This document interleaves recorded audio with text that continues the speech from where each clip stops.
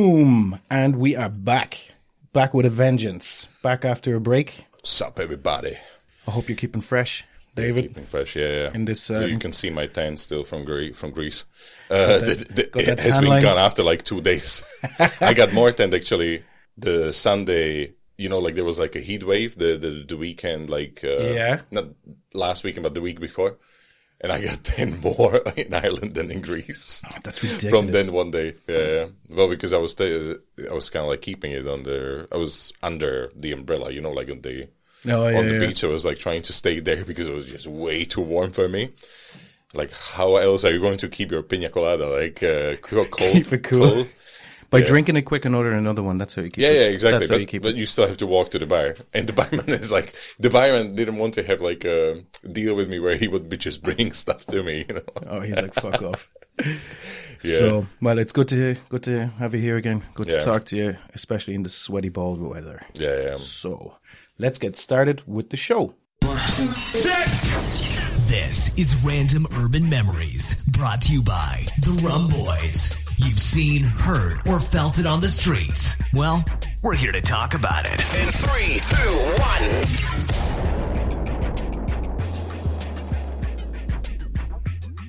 1. Oh, that felt good. It was nice hearing that again. Yeah. So what have you brought to us? So what are we going to talk about? So I found this article on BBC Panorama, written by Nick Robinson. And it's basically an article it's called 10 Things That Stopped Brexit from Brexit happening. And I just wanted to kind of like run through them and basically just start to speak about each one. Yeah, I mean, we won't go too much into detail, but it's like, I think that even when I just say the heading of each point, there'll be like 5 minutes there we can say. For sure, man, for sure. And the thing is, David told me what he wanted to talk about, but I haven't seen his points. That's the idea, so that I get hit with some knowledge. Yeah, because I haven't researched what he's researching. Yeah. So these are more or less kind of like a few things that people are aware, that they know about. I wanted to kind of like go through them. Some of them are more kind of like difficult to discuss, and are more kind of like, you know, like government-y, like oriented, and the others are like more kind of like business.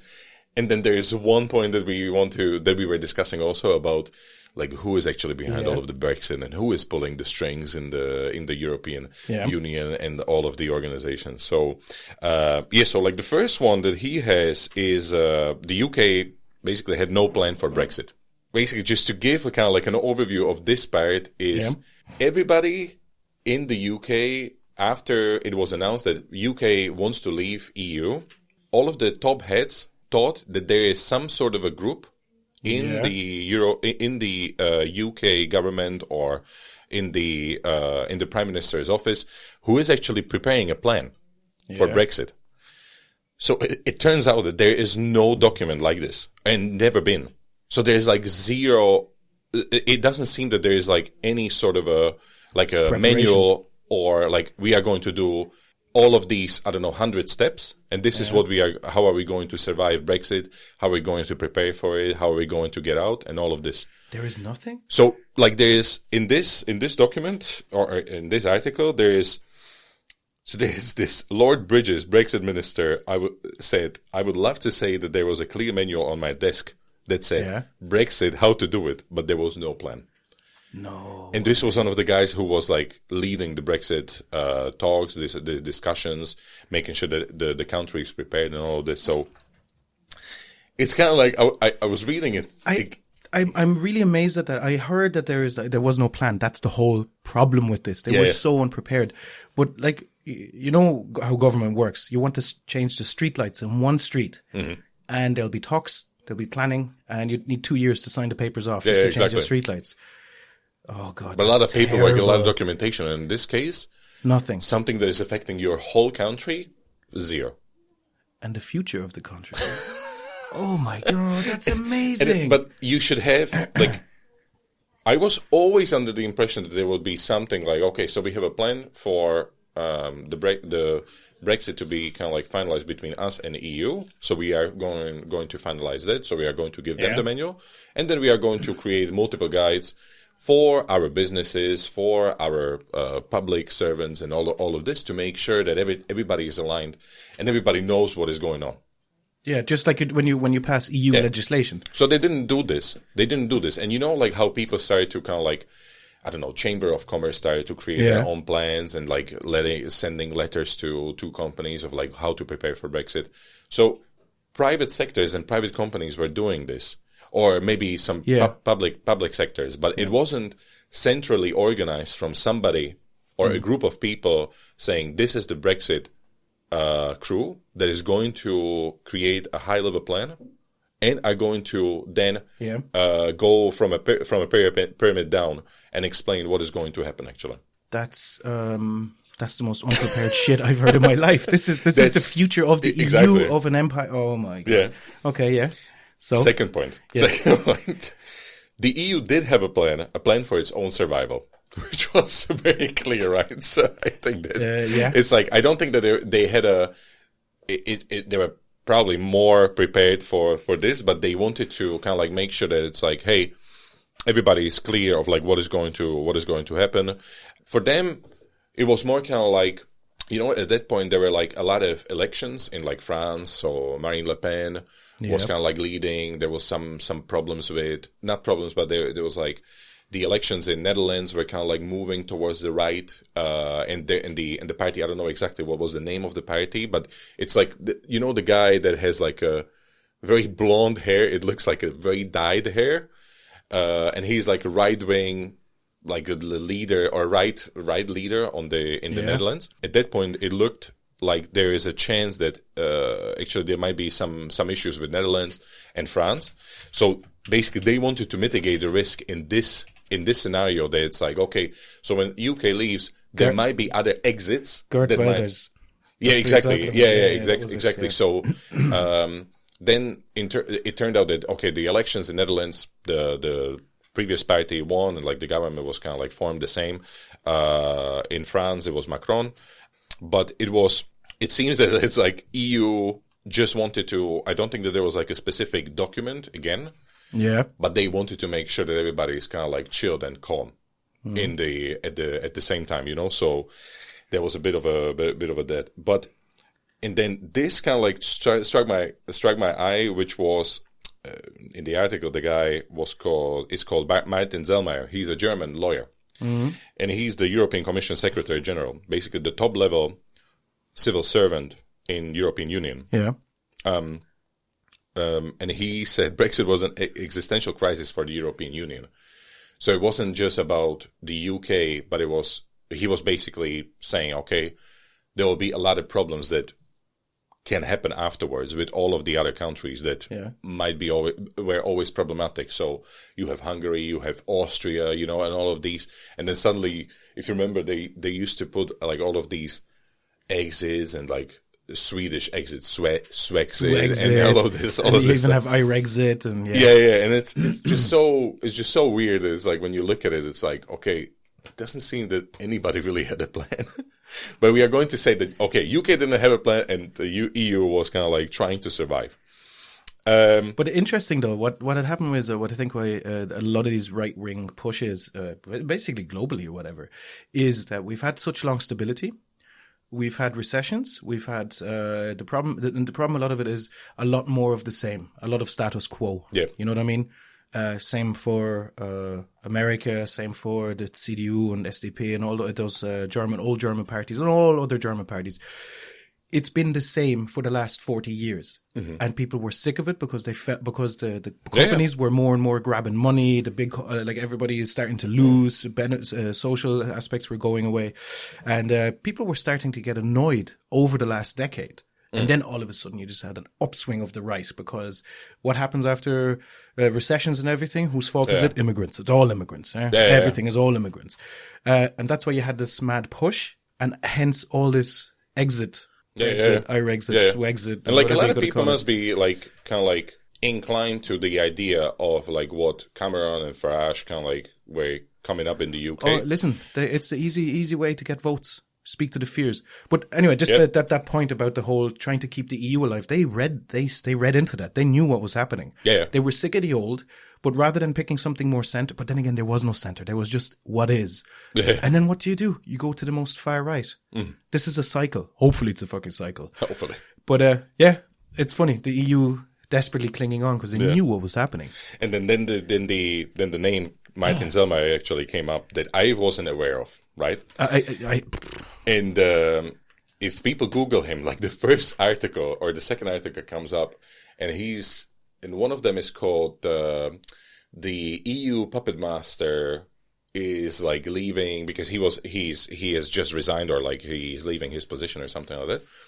And basically, this guy was basically running the show in the background. So he was doing all of the dirty jobs or dirty work around while these guys were kind of trying to promote each other's idea on European side, on the UK side, and he was in the back rooms, and he was probably the guy saying it's like, yo, we are not doing fucking Brexit now, we just postpone it, or we are doing this. Yeah. So apparently, like when I read the other article, I think it was from. Can you Google it? If you try to find it, I think it was like Bloomberg. It was from Bloomberg. And they say that basically Martin Zellmeyer is everybody or all of the top guys in the EU and Commission and Parliament and all of these guys just call him Martin. Nobody refers to him as with Zellmeyer with his surname. So he's basically like the guy that pulls a lot of strings in the European Union and is able to kind of like convince a lot of people to do stuff. What if they have a kind of like a slight problem of like to stay on track. Yeah. So you can like never heard of him. I don't think that he's like huge in the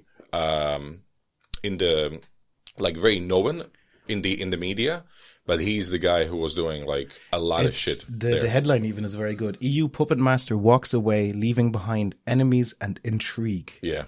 Friend and foe agree. Martin Zellmeyer's departure will leave a hole in the EU machinery. He must be ruthless. He's like a mafia fixer. Yeah. You know what I mean? He's the go-to guy. Yeah. What about that backstop deal? Huh? Don't worry about it. Send over Martin over there. You know, and then Martin comes in and you know, fixes it or fucks shit up. Wow, isn't that incredible? Yeah. Like I never heard of him, but he's like it seems to be an interesting, exactly the point. Interesting persona. Yeah. Okay. Good. The third point was Brexit means Brexit. But what on earth did that mean? So nobody really knew, like, okay, so what is it? So we are just going to leave, but how are we going to leave? What are going to be the terms? Everybody had to be kind of like coming up with the terms on the go. The one of the quotes here from Philip Hammond, who is the Chancellor of the Exchequer. It was a surprise to see that the Prime Minister had chosen to define Brexit in the hardest possible terms. So everybody's like, in the end, like everybody was shifting to the side of like, we are just going to, there's no deal, we fucking hide Brexit, you know? Yeah. So nobody was kind of like, on the UK, that's why it was kind of like postponed, because nobody wanted to kind of like come up with like a good solution or something that we are going to say, okay, well, we are just going to find the midway and say, okay, so these are the terms that we want to win. These are the terms that you want to win. Let's just do it. And then we can figure out everything else afterwards. No, we are just going to do a fucking hard Brexit. We are going to do a fucking everybody, we are going to create new rates and all of this. And we are leaving next Thursday, by the way. You know, like that's how it sounded. Reminds me of an angry ass teenager saying away, I'm running away. And the parents are like, okay, let's go and work this out. If you do, you're 17. If you do want to live by yourself. He has the suitcase already. Do you want to, exactly. We can organize rent. We can organize this. We can organize, payments monthly. And then kadunk, door closed. The parents are like, what the fuck? Okay. Oh, yeah. The fourth point was the first rule of politics. You have to be able to count. So, I just can't. Yeah. Let me. I can't because. So I'll just quote the two quotes that are written here. So Gavin Barwell, Theresa May's chief of staff. The Prime Minister called the election because I think she knew the parliamentary arithmetic was already difficult. And then the next quote, I don't know who wrote this actually. She hoped to improve her position and make it easier to deliver what people voted for in the referendum, but actually the result made the job even more difficult. So it's like, again, like nobody fucking knew what the fuck is going on. So they're like, yeah, we don't know what we are doing, but I'm telling you, we are going to go ahead with this. Yeah. And I'm going to make the people of the UK really proud that they voted for Brexit. And outside of the window, you have a million protesters fucking telling you, hey, we are doing a fucking stupid thing in general. Let's have a referendum. Or like, you know, or we are just going to get fucked. And we are just going to go fucking Ibiza. And then they will start to ask, check our passports and all this shit. So it's ugh. It's incredible though, wasn't it? This whole thing about, the generally tend to be more right wing, but the Remoaners they're called instead of Remainers, or the Brexiteers or whatever. And you see that on Twitter a lot, because I'm getting more into Twitter as per Kat's instructions, just to go and have a look. And man, you get to see some dark stuff in there. But a lot of it is they're sitting there going, not all Brexiters voted on just because of immigration and stuff like that. It's sovereignty and it's about getting our nation back. But every single thing that you see now, I think from the IFCO, I think it was a report came out where they quite clearly, this is one of the first proper calculations done, official calculations, and the cost of the UK is incredible. The tariffs and all that kind of stuff, and now they're moaning about it. You know what I mean? They're crying. Well, and like Farage you said, himself. And Farage fucked off after Brexit. It was and the now day he's back. of the referendum. Yeah, he said that it was all lies. What he was saying, it was all lies. And apparently, there is some talks that he's being investigated for, because all of this is more or less like a discussion around money. Right? So somebody's going to do something, right? So, of course, he was calling all of his friends in banks and like, hey, do ABC, because I'm just like making sure that all of the public is going to do what we need them to do. Yeah. Yeah. So if you, it was either the day after the election where he openly admitted that all of that was just lies. That's incredible. Yeah. And this whole thing about immigration, whatever, again, speak to the most basest fears and you get voted. And now all of a sudden 100%. You're kind of like, okay, first of all, UK has a very strict immigration law. Yeah. Do you get what I'm saying? Yeah. But also, that doesn't change. You still have to get a visa if you come from a non-EU country. Exactly. The people within the EU can just rock up and get a job the same way a UK person can rock up to get a job. And they're like, people from the Middle East or Pakistan or whatever, or Eastern Europeans. They still have to get visas. Nothing changes about the process. But anyway, again, based on lies. And that's why I think the referendum, or a second referendum, should be held. I don't know if that's legally possible, but it should be held purely for the fact. There is a point actually. Oh, you're getting to it? Okay, perfect. Purely for the fact that it was based on misinformation. Not, well, Farage, but generally maybe not on exact lies, apart from the NHS bus, for example. But definitely misinformation. So maybe some people voted wrongly, and a lot of, the fishmongers and all that, they're kind of sitting there going, I voted, but I didn't realize. Because I was only told a portion of it, but I didn't realize the actual implication. So I think it depends how you write the paper. It depends how you write the referendum papers or like the vote papers. It has to be clear. It has to be factual, so that you can make a decision. Yeah. Not to be kind of told or to be enraged into a position. It's like the florist. The florist that I told you about. Where he's like, oh yeah, but I didn't realize. You didn't realize? Okay, so all of your flowers are getting from fucking Netherlands. That you will have to pay for fucking customs. What and now it's just like, what did you think that will happen? Yeah. How can you be even a business owner that you don't take this into consideration? Yeah. And you vote for leave. Like fucking immigrants. All right. Should I call Kat in? No. No? Yeah? Okay. Oh no, because he wanted to chat to my wife, Good. Number 5. Go. Now we are moving to the more funnier part. So the clock was always ticking. Basically, we know, like, they have decided like 2 years ago that they are going to leave, right? They had, or maybe like more than 2 years. They had all of this time to prepare. They have all of this time for communication. They have all of this time to decide how are we going to leave. So we don't have to rush and make literally 5 minutes to 12 decision that we are postponing Brexit. again, that didn't happen. First year, no fucking chit-chat about what are we going to do. Second year, no fucking discussion about, hey, maybe we should have like a parliamentary vote on what are the terms that we are going to go ahead, that we are going to discuss with European Union, and how are we actually going to do our job that people voted for. None of that. Half a year before the Brexit, not even half a year, that's like it was a few 3 months, 3 months before Brexit. Then we start to have a discussion. Of course, we have a new MP, Prime Minister, who is trying to fix something that I don't think that she realized that it's like unfixable, right? Well, Theresa May, I think, was a Remainer. Yeah. Like, I mean, I'm not shedding any tears for her. Yeah, because she was a horrible person. If you think back, and Jonathan Pye kind of sums it up very well. Like, she was actually a horrible politician. More of the same, actually, as a matter of fact. Like, rich get richer, take away policing funds and all that kind of stuff. But I think she was actually a Remainer. Mm-hmm. But she, in that way, I have to give her in that, I'll give her that little bit of credit, is she as a Prime Minister represented the people. Yeah. And only towards the end was she crying, of course, and did nothing about it. Yeah. But even though she was a Remainer, she actually tried to do her job. Yeah. But she got counter-voted the whole time in the Parliament for any suggestion she made.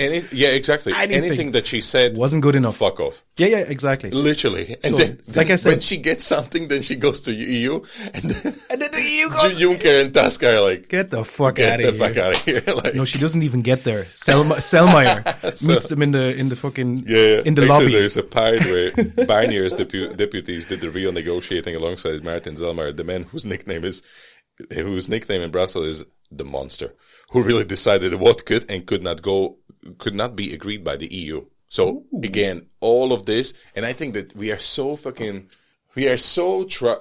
of the people who are in front of the cameras, that you don't know that they are actually not the ones talking about this stuff. No. It's the operations guys who are like, hey, we need you to do this. You go and negotiate. Yeah. And figure out, tell me what I need to say in front of the cameras, and then I go and say and take the blame. Yeah. So it's not one person doing coming up with like one plan or like a group. Number 6, no deal was an empty threat, which was right. Yeah. So it's like how like constantly it's like so if you don't do this, we are going to leave, but without no deal, and like you are going to be fucked. Actually, no. We will be fucked a bit, but you guys are going to be fucked so even bad. More. Yeah. So constantly fucking coming up with stuff. There's, again, I'll just quote these quotes that this one is from David Davis, former Brexit secretary. Mm-hmm. In any negotiation, you've got to be able to walk away. I've got to be able to say to you, if it doesn't work, we'll leave anyway, and you got to believe it. But this sounds like schoolyard shit. This didn't happen, This is a guy who was leaving before, and then they probably told him it's like let's just fucking leave. But you have seen it like all over the place when all of the MPs were leaving or resigning from her cabinet.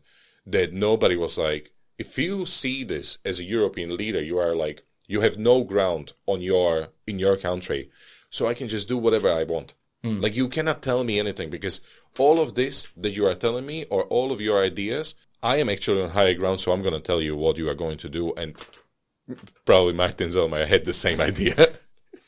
The Irish border issue just wouldn't go away. I mean, not too far away, right? I think it's just, I think nobody kind of like understood I think there were like a lot of buzzwords in this case, where it was the Irish border, where basically us and Northern Ireland wanted to have the reassurance that like the border wouldn't stand again or be in place again. I think another buzzword that they were mentioning, nobody really knew what backstop means in this reality. So it was kind of like there was so many terms were kind of like thrown around that people just lost the idea of like where are we going with this, and what will we gain out of it. So again, I think we don't have to go too much into the Irish border, but in general, nobody wants the Irish border to be back again. We know what the issues were before. Yes. We don't want to, like, I haven't been here when it was on, but nobody wants it back, right? So absolutely. The thing is, when the UK leaves, they become a different country. Like, you get what I'm saying? It's an outside of EU country. The borders technically have to go up the same way you would have borders between other countries. Yeah. It's a disaster. Again, you can do 10 series podcasts just on that, but it's an absolute mess for Ireland. It's a complete mess. You're definitely right. Yeah. Now, this one, so this one is very interesting. The EU dreamed that the UK might change its mind. I think everybody was kind of like constantly thinking it's not happening. It's not, like, can't be. It cannot be, like, they cannot leave, or I'm pretty sure that they will say, let's just have another referendum or something like that. So, few interesting quotes in here. This one was actually from Martin Zellmeyer. So, he was trying to seduce me over lunch. And he's talking about David Lidington, the cabinet minister of UK. Look, why don't we have a deal whereby we just put all this on ice for 5 years and let's see how things go. So, they knew that they cannot do anything in time. So, they're like, yeah, we want to leave, but fucking 5 years later. You know, it's like... you have a bed, so like you are living with like your housemates and like 5 of them in one house, and one of them is like really shitty and like always drunk and fucking. Yeah. And I'm not saying the UK is. And then that housemate just cannot take any more blame, and he says, "Listen, I'm just going to leave, but in 5 years." That's like, exactly it. What the fuck? Just leave now. Like, this is your last fucking weekend. Pack your shit and just go. And I think that it was more kind of like even he's mentioning like few leaders here. I think Donald Tusk was also kind of like he wanted to that kind of like miracle to happen, but I think they weren't kind of like saying it out loud. Yeah. It was only once mentioned by Tusk that he might be a dreamer, but it would be really something that could be actually considered. The 9, we also already mentioned, MPs couldn't agree on anything, right? So this was a shit show. I like deliberately, because in my work I had to deal with also like Brexit a bit. So I installed BBC because of Brexit, BBC app because of Brexit, because I wanted to know every time I saw breaking news come up on on the notifications, I'm like, what the fuck did they just mess up again? You know, so it was, I mean, everybody is more or less aware of like what was going on, all of the problems with like between Labour Party and Tories and, what's his name? Theresa May and the other guy, Jeremy Corbyn, like all of that beef between them two was kind of like, what brought us here today. And we know already, because it's literally today when Boris Johnson is becoming UK Prime Minister, which is, again, one of the things that you would say, okay, so after Trump, nothing more ridiculous can happen, and it actually happened. No, so they look like, to me, they look like cousins or something. They look like they know they are somehow connected from like through family. Listen, man, it's two similar clowns. You know what I mean? Yeah. And it's on both sides of the water for us now in Ireland. Yeah. Oh, good God. The last point. So it was all a terrible misunderstanding. And there is a quote from Frans Timmermans, who is the first vice president of European Commission. So he was actually saying it's like they were all running around like idiots. Like they didn't know what is going to happen. And then in this part with the misunderstanding is for what he was basically saying, for UK, Europe is a market. Yeah. For Germany and some countries in European Union, it is their destiny. So we are creating European Union because we want to be Europeans. We want to be one. Yeah. But for UK, it seemed like, oh, this is just EU. This is just another market that we can sell to, and we can sell easily. And it really struck me when I was reading it. I'm like, interesting point. He's so right. Absolutely. But sure, they already had special clauses. They kept their own currency. You know what I mean? They always operated anyway independent of it. Yeah, exactly. And just because they're colonial ego, you know? Yeah. That's a very interesting point. They're absolutely, for them, it's not a belonging. You know? Because especially for Germany now, that gets. I mean, if you think about it, like the creation of the European bloc or whatever, like we've had an incredible amount of incredibly long time of peace and prosperity. Yeah. After the horrors of World War II, like this is an incredibly long time for so many nations not to go to war. Like, it's actually an incredible feat. Hold together also. You know, it's It's like, we're talking, what's the population of the EU right now? 511 billion people. I knew that it's actually more than US. It's incredible. Yeah. Like, this feat that it's even operating in some shape or form. Yeah. Man, it has its faults. Don't get me wrong.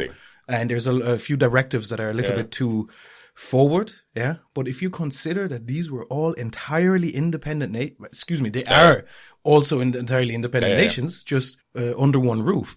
That is an incredible feat. Every time, but all of this happened. I think all of this was kind of like put into people's heads when, do you remember when there were like all of these programs about like, from, what's his name? He's a chef in the UK, Hugh Whittingstall or something. So it's like a River Cottage cooking show or something like that. And he made a documentary about like the UK fishermen, how much they have to put out as a waste, and even though there's a fine okay fish, but because of European Union we cannot sell them anymore, or we cannot fish, or we cannot catch them. But however, because of the net, we catch them and then we have to throw them away because of the directives. Fishing quota and quotas and stuff. So all of these programs were kind of like. They were coming from UK. They were broadcasted in like last 10 years, and they were pointing out all of the bad stuff that the European Union is doing for UK, or like how much it is affecting like certain people. Yeah.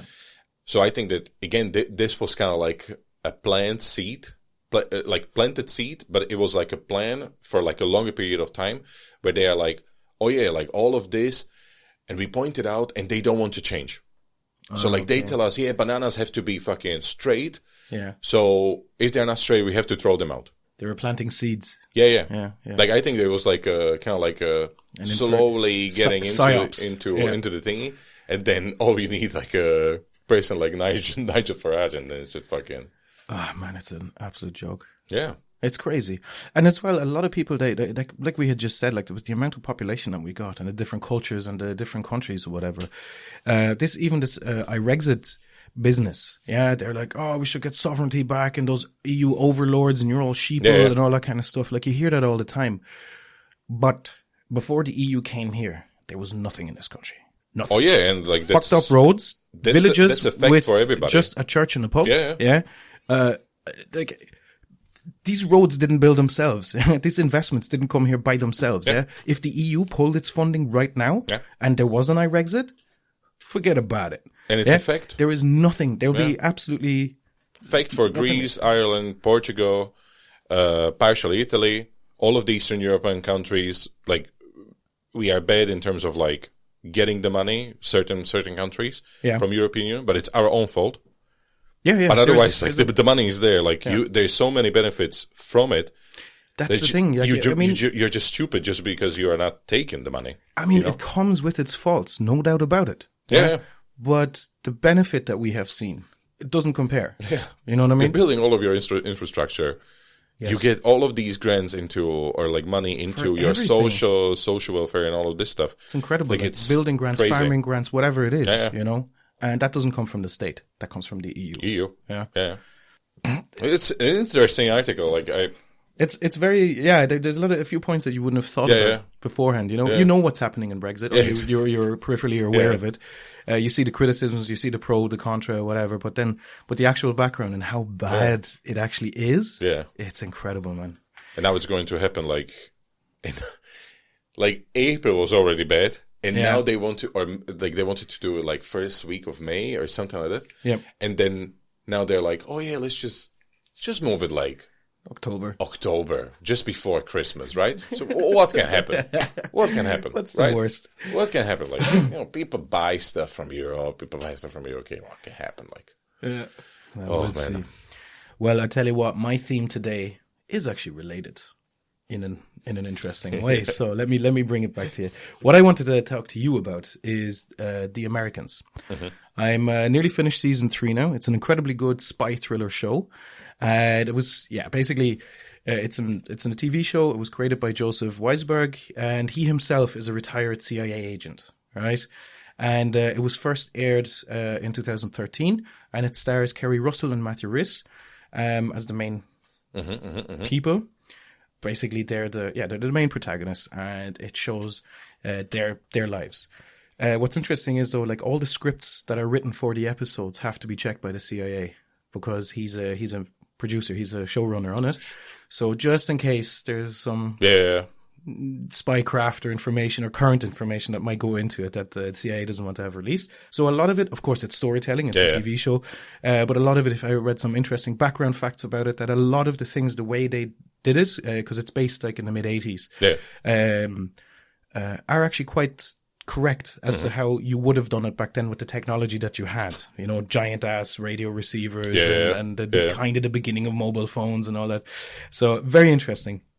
So it is based on the sleeper agent concept under non-official cover, right? So there's under official cover, which means that you're actually using your actual real name, but you're working for a government agency. Gotcha. But you could be somebody working in agriculture, but you get friendly with another country's military advisor.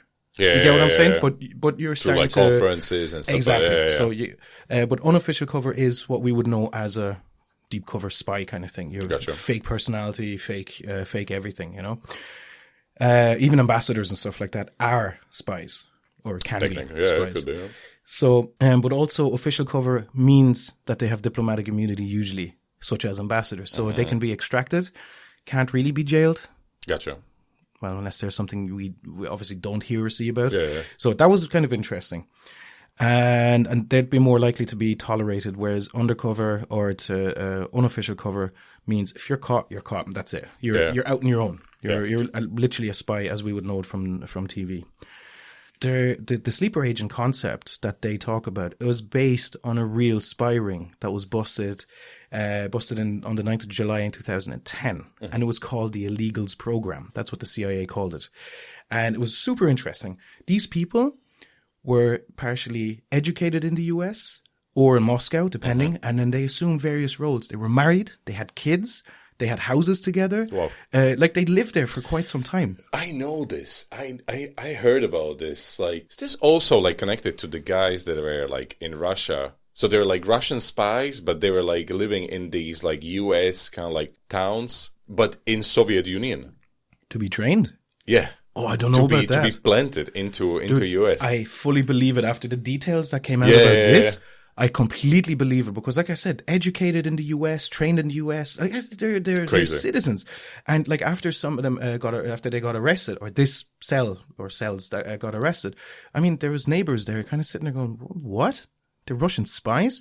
And they had a various compilation of people. Some of them were actually Russians that had married somebody like a Uruguayan woman who then obtained a passport. But the guy who got the passport, the real person that he was imitating was actually they took the identity of somebody who had actually died in 1983. You know, so crazy shit, like proper kind of the truth is stranger than fiction kind of thing, you know? And that's basically how they operated. A couple of them were, and they all had different kind of circumstances. Like I said, some of them had like the Anna Chapman. She was well known. She had married a business kind of person. That's how she started to get into contacts. By the time she was arrested, her husband or partner had said that he's not really surprised because she would always go for secret meetings with her Russian friends, you know? Oh, yeah. But like all these kind of things, but they all were starting to connect to captains of industry and getting into all these really interesting scenarios that they were working and operating in. Like I said, crazy. Interesting. And some of them were like Vladimir and Lydia Guriev, but they were called Richard and Cynthia Murphy. You know what I mean? Like or Andrei Bruzerkov. Nah, man, sorry, Russian listeners, if I butcher the pronunciation. Bezrukov and Yelena Vavilova, and they were called Donald Heathfield and Tracy Leanne Foley. Like, it's such American names as well. You know what I mean? So it's super interesting. And then Anna Chapman, for example, that I mentioned before. And the things that they were doing is like, you know, they were transporting hard drives, dead dropping vital information. Laptops were stolen and handed off, were copied and all that kind of stuff. And that's basically what they were doing. And they were getting into financial institution, government bodies. And again, the neighbors never even clocked anything. Apart from the FBI moving in beside a real spy pair. And for 6 months, the FBI agents were neighbors and the spies were neighbors. Neither of them knew. Yeah. Jesus. And that's kind of, played off in the show because they do actually have an FBI neighbor who's actually investigating them. And the point I was going to make about the show is that you have a mother, father, they have their 2 kids.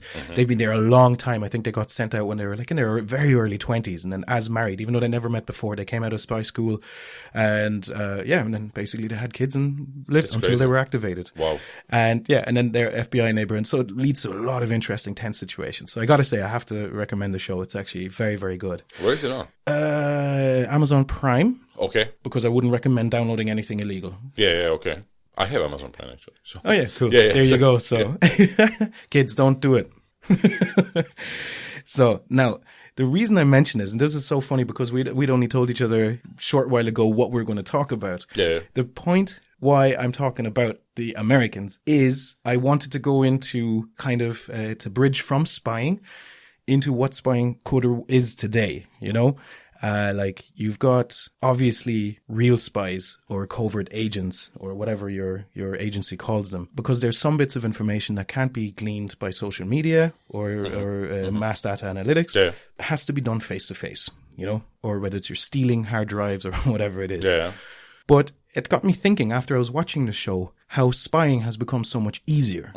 And listening devices such as Google Alexa, mass data analytics, and Amazon Alexa. Gleanings. Oh, Amazon. Google. Oh, yeah, and Google Home. And Google Home. Yeah, which is also now in a scandal. Yeah. So this is all an incredible flood of information. And what you need is AI to pick that information, because we can have all the info in the world.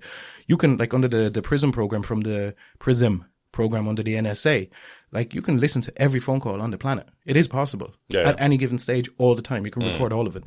But there's enough manpower in the world to get the important bits out of it. So that's why you have AI. Yeah. But you heard about the Google one, that there is like employees who are transcribing random conversations. Oh yeah, to train for quality assurance. For the AI. Fuck off. Yeah. It is literally. Yeah.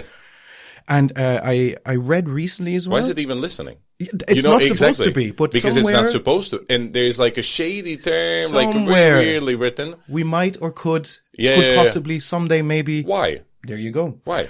But there was an interesting article that I read, and I had said this to a colleague before I read the article. I kind of regret buying such a loud mechanical keyboard now when we're recording. That was it. It was in The Economist, and it's incredible. And I had just said this 2 weeks ago to a colleague. The world's most valuable resource is no longer oil, but data. You have the information. You have the key to the city, world, person, whatever it is. And that brought me onto the idea of the Cambridge Analytica scandal. What was Cambridge Analytica involved in? Brexit. It was the mining and the extremely targeted advertisements towards people that usually wouldn't have voted. So I think they managed to get about 3 million voters that usually would have been either apathetic or wouldn't be too pushed to vote anyway, or would have kind of voted without a conscience anyway. So that's super, super interesting that they basically created 3 million extra votes by doing scare campaigns. But the thing is, they mined that data, And not only were they involved in Brexit, Cambridge Analytica was involved in Indian elections, like two of the largest political parties activated Which was just now, those elections? No, that would have been state elections in 2018. Yeah. Like, incredible. They were activated in Kenya, but they did all this in secret. You know, they went in, paid them, and I said, give me the target voters that are usually not voting, and they were able to analyze absolutely everything. And that was given through certain apps that you allowed to use that had access to everything. Yeah. And remember, we talked about this AI thing before. Google knows you better than yourself. Yeah. You know, you type everything into Google, every question or whatever, so it knows your patterns. It knows what time you're asking certain things or times of the year, you know. We're involved in Malta. In Mexico, and obviously... Malta also for, like, elections, or...? It was a misinformation campaign that they had published, or that they were involved in. Yeah. And it kind of came out, and it was an inquiry that the state did in July 2018. In 2013, they were involved again by feeding information to the opposition or for their benefit, whoever was in use. They were involved in Mexico. The United Kingdom, obviously, through Brexit. Basically they smeared these campaigns. And then the United States as well. They were involved. And it was Steve Bannon that had used that information. So they had specific, for example, ad campaigns for specific blocks of black voters. So they knew what you were leaning towards by the posts that you did on Facebook, by your history, by the things that you said.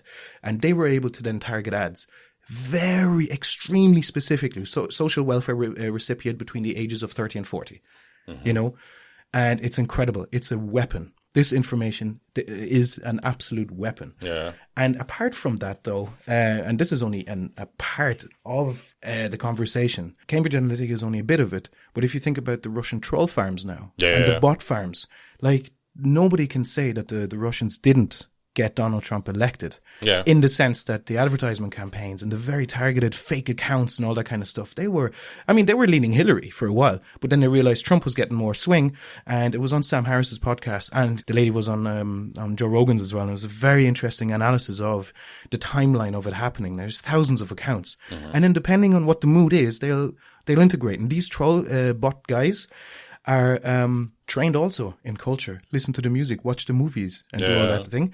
And they were able to instigate shit like that demonstration of Black Lives Matter on one side of the street, and then far right or alt right or whatever the hell you call them these days on the other side of the street. And it was organized. And then they got into conflict. And then in the end, somebody said, okay, who organized this? Well, we don't know. It was a Facebook group. It was the Russians that coordinated two demonstrations like puppets. They got played like puppets, and they're still getting played now. Same as the vaccination thing. And recently I saw one in the Financial Times. No, sorry, it was the New York Times that did a very interesting expose. The Russians are working on making 5G the enemy now. There's more bot accounts starting to spring up. And I see colleagues posting this. Yeah, like the fear of 5G. Guess what the Russians are doing? Already building out their network with the Chinese so that we're at the back. Why the Antivaxx campaign? Well, if we can't do war with them, let's get them sick. Yeah, let's start killing them off. So it's funny that our two subjects actually bridged over like that. And it's just for people to think about data as I'll just drop one more before we go. Go. So when we talk about Russians, so you know, like when there was like all of the revolutions in like 1989 across like Eastern Bloc, right? So basically, one of the really known Czech singers who was like known across like Germany, Czech, Slovakia, and all of that. He's now getting like way too old, and he started to drop stuff that nobody knew. So. You know, when the bloc got kind of like dissolved, they knew that there will be revolutions. They know that there will be like turnovers of governments and stuff like that. So Russians called top scientists, top people from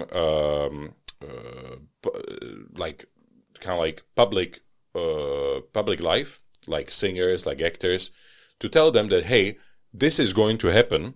We are allowing this to happen.